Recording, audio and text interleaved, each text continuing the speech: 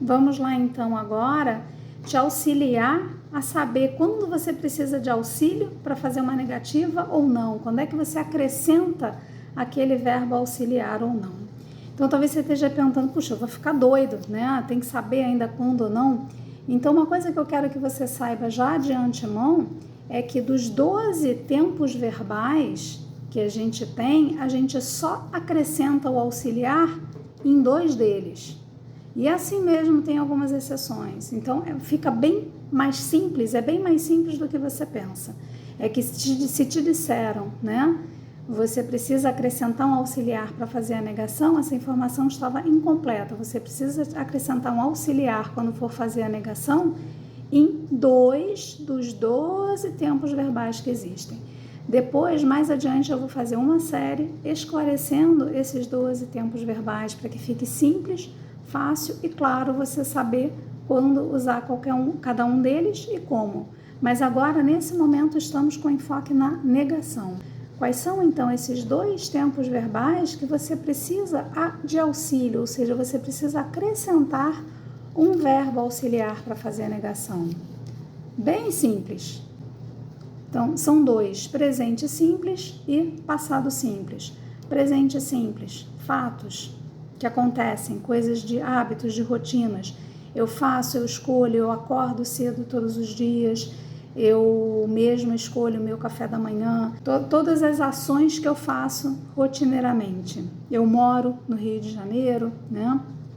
Eu trabalho dando aula de inglês, mais do que inglês, eu desbloqueio pessoas para falar inglês, né?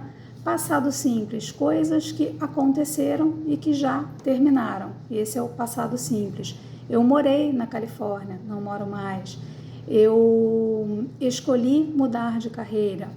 Então, eu mudei, eu escolhi, eu decidi, né? Então, são coisas que já aconteceram, passado simples. Então, nessas 2 situações aqui que a gente precisa de auxiliar. E aí você pode estar se perguntando, tá, mas como é que são esses auxiliares? Bem simples. Para presente, ou eu uso do ou does. Para passado, eu uso did. Simples assim. Estou falando de alguma coisa que então, de alguma coisa que acontece. Do ou does. Alguma coisa que já aconteceu. Did, para fazer a negativa. Beleza? Então, did é passado. É até fácil de saber, né? Que é como se fosse o do com ed, só que em vez de ficar com ed, ficou com id, né? Do vira did. E o does, que é para a terceira pessoa, no presente. Então, se eu estou falando dele, dela, ou se eu estou falando da empresa onde eu trabalho, da empresa que eu construí, da minha casa, né? Aí vai ser o does que eu vou usar, tá? Agora, tem exceções, né? Tem exceções. Quais são as exceções? O verbo to be. Então, no presente, quais são as variações do verbo to be? Am, is, are. Eu sou, eu estou. Ele é, ele está. Nós somos, nós estamos, né? Então, todos esses aqui, eles não vão precisar do auxiliar. Então, se você lembra lá do vídeo, da sequência de vídeos, onde a gente falou dos verbos especiais, esses 2 aqui são verbos especiais. Esse daqui é um auxiliar e esse daqui é um verbo especial. A gente não mistura 2 verbos especiais, certo? Os verbos especiais não precisam de auxiliar. Qual é a outra exceção? Aqui para o passado, então, da mesma forma, se eu não preciso dos auxiliares para o to be, né, no presente, no passado também não. Então, eu não vou usar para o was e para o were, eu não preciso botar o did, beleza? Assim como para o am, is, are, eu não vou precisar usar nem o do, nem o does. Vamos ver então como é que fica essa estrutura. Quando eu monto a frase no português, como é que eu nego uma frase? Uma frase é um sujeito, um verbo e um complemento. Quando eu vou negar um verbo, eu vou colocar o não aqui na frente. Então, pensa ali como se fosse um quebra-cabeça, né? Eu boto uma palavrinha aqui para o sujeito, boto o não, boto o verbo e o complemento, né? Então, a gente vai ver aqui alguns exemplos. Mas antes de mostrar exemplo, eu quero te mostrar também que no inglês ele é diferente. Eu não vou simplesmente repetir subject, not, verb and complement, né? Como é que fica a estrutura no inglês? No inglês fica assim: subject, auxiliar, not, verb and complement. Subject, auxiliar, not, verb and complement. Beleza? Então eu acrescento aqui o auxiliar para a maioria dos verbos, né? Os verbos que sejam ali no passado simples e no presente simples e que não sejam essas exceções aqui ou as exceções dos modais. Eu não estou aprofundando nos modais por agora. Depois, quando eu trabalhar ali os erros mais comuns, a gente vai falar dos modais também, pelo menos dos modais mais comuns. Então, como é que é a estrutura? Subject, auxiliar, not, verb and complement. Então, nota que aqui, ó, eu coloquei um auxiliar aqui nesta posição. A posição é importante também. Então, vamos ver aqui como é que ficam os exemplos. O primeiro exemplo, eu não quero maçãs. Peguei um exemplo bem simples, né? Eu não quero maçãs. Eu, sujeito, não, na posição da negativa. O verbo quero, maçãs. Ele está conjugado no presente. Ah, é presente. Então, como é que eu vou fazer ele em inglês? É presente, é um verbo, né? Não é o verbo to be. Eu vou precisar do auxiliar ali. Aí, você já vai pensando aí. Auxiliar para presente, qual é? É do ou é does? Como sou eu vou usar o do. Vamos ver aqui como é que fica a frase. I do not want apples. I do not want apples. Beleza? Simples, usamos o auxiliar aqui, usamos o not e o resto aqui ficou bem parecido, né? Quero virou want, apple, maçãs e apples. Estou sendo um pouquinho mais detalhista, por quê? Porque a gente tem pessoas de todos os níveis de inglês. Então, se você já tem um nível mais avançado, pode assistir em velocidade mais acelerada, né? E vai conseguir captar mesmo assim. E o bacana de assistir vídeo gravado é que você pode pausar, você pode voltar, você pode acelerar, você pode reduzir a velocidade, né? Tudo é possível. Vamos para o próximo exemplo. É um exemplo de terceira pessoa, tá? Então, não sou eu agora que não quero maçãs. Digamos que ele ou ela, né? Não queiram maçãs. Agora, ele não quer maçãs. Então, agora é ele que não quer. Quando é ele já é a terceira pessoa do singular. Então, para trazer aqui para o inglês, eu vou precisar... Então, a primeira coisa, ele não quer. Presente, certo? Presente eu vou usar o do ou does. Como é ele, eu uso o does. Então, em inglês fica... He does not want apples. He does not want apples. Então, só mudou aqui o auxiliar. Beleza? Assim como aqui também só mudou a conjugação do verbo, né? Aqui também só mudou o auxiliar. Próximo exemplo. Agora eu estou jogando o eu não queria maçãs, ou seja, eu estou jogando lá para o passado. Eu não queria, digamos que ontem, eu estou pensando aqui, ontem eu também não queria maçã, ontem eu também não quis maçãs, né? Então eu joguei lá para o passado. Quando eu for jogar para o inglês, eu já estou trazendo para o passado. O auxiliar de passado é o did. Então olha como é que vai ficar aqui. He did not want apples. He did not want apples. Então é assim que fica no passado. Eu vou acrescentar o did. Agora, o último exemplo que eu estou trazendo nesta sequência, nota que interessante. Vou tirar aqui porque agora já dá para ver todos eles.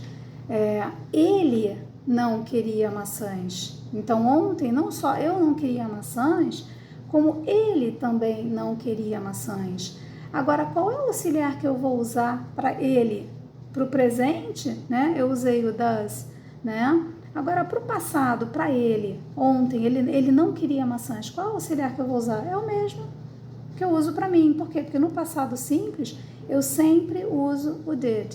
Então, vai ficar He did not want apples. He did not want apples. Então, nota que aqui esses dois ficaram iguaizinhos. Eu só mudei o I para o he, tá? Então, no passado simples, ele é mais simples ainda do que o presente simples.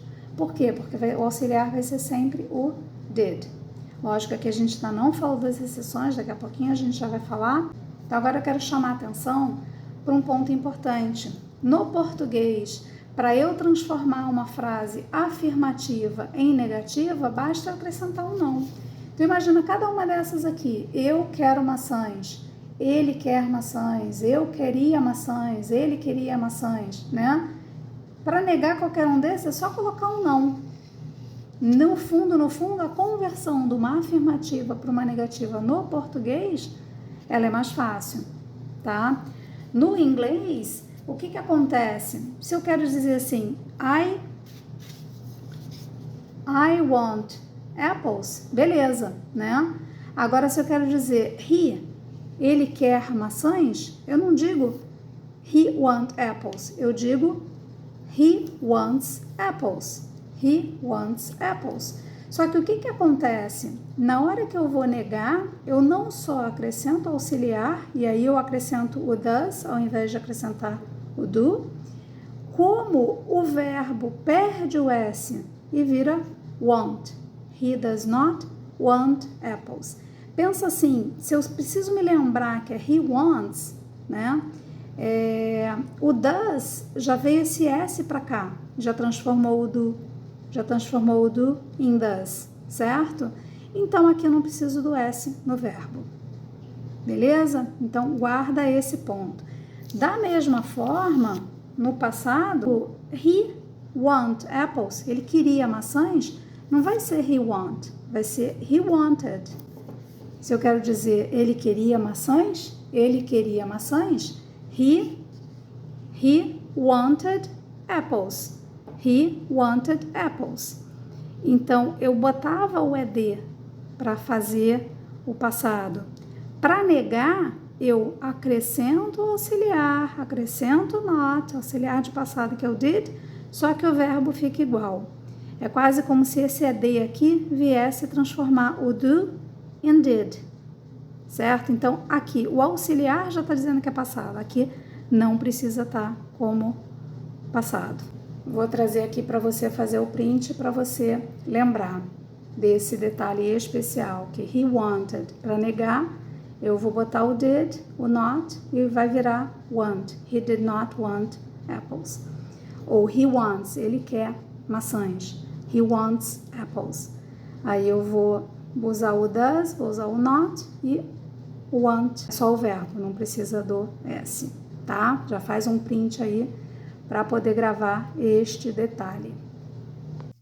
A essa altura do campeonato, você deve estar se perguntando, Ângela, você falou que o to be é exceção, né? Para o am, is, are, eu não uso nem o do nem o does.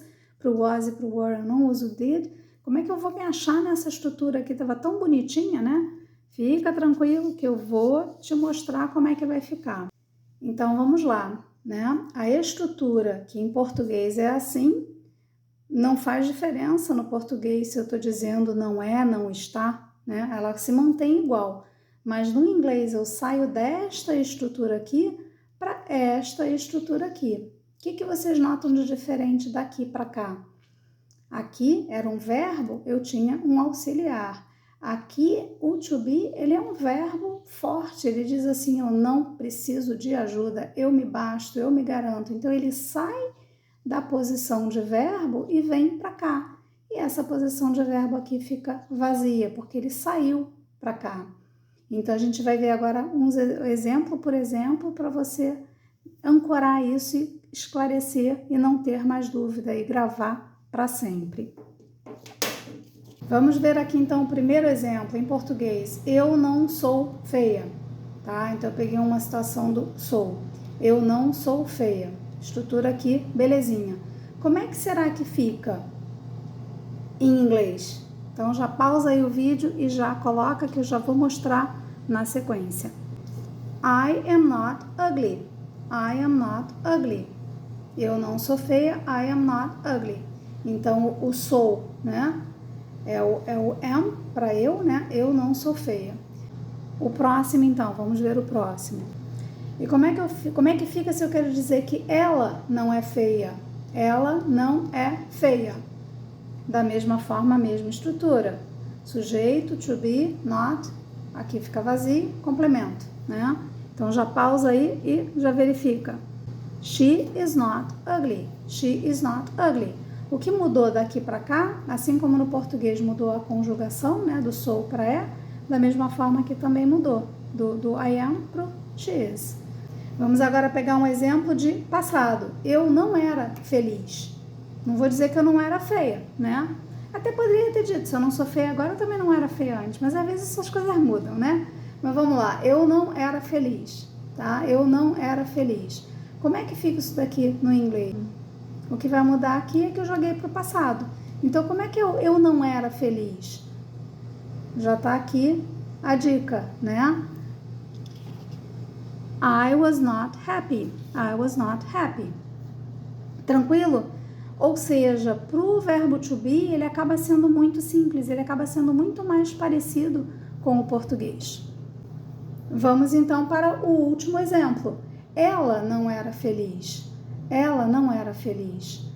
Como é que fica isso daí em inglês? Era passado, né? Qual é o que eu vou usar pro ela? Was, né? Então, como é que fica aqui? She was not happy. She was not happy. Bem simples, né? No fundo, pro verbo to be, ele é muito mais simples, muito mais parecido com o português. Muito mais parecido com o português. Só que tem essa situação onde ele vem antes do not. Aqui é não sou, aqui é am not. Então tem essa diferença aí. Talvez agora você esteja se perguntando, né? Mas como é que ficam as contrações? Porque o do not, does not, am not, were not, did not, né? Eu já vi outras formas delas, então existem também as contrações. Eu vou mostrar então como é que ficam essas contrações. Então, o did not vira didn't. Não acrescenta muito não, né? Não contrai muito não, porque did not separada, que ficou faltando um espaço, né? Eu junto os dois e troco o O por um apóstrofe.